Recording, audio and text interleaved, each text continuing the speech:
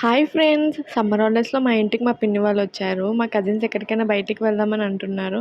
ఇంక college open చేస్తే నేను ఎక్కడికి వెళ్ళలేను కాబట్టి చార్మినార్ అయితే వచ్చాము. ఇక్కడికి రాగానే మా తమ్ముడైతే వాచ్ కావాలన్నాడు. పక్కనే మదీనా అక్కడికి వెళ్దాము. అక్కడ ఇంకా ఉంటాయని చెప్పి టికెట్ తీసుకొని పైకైతే వచ్చాము. ఇలా వచ్చామో లేదో వెళ్ళిపోదాం, వెళ్ళిపోదాం అంటున్నాడు.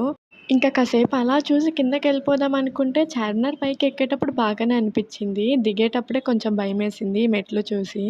ఎలా ఒకలాగా జాగ్రత్తగా కిందకైతే వచ్చేసాము. చార్మినార్ వచ్చాక షాపింగ్ చేయకపోతే ఏం బాగుంటుందని పక్కన ఉన్న మదీనాకి వెళ్ళి షాపింగ్ అయితే చేశాము.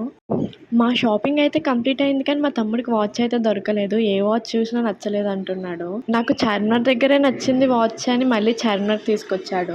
డే టైమ్ కన్నా నైట్ టైమే బాగుంటుంది కదా చార్మినార్.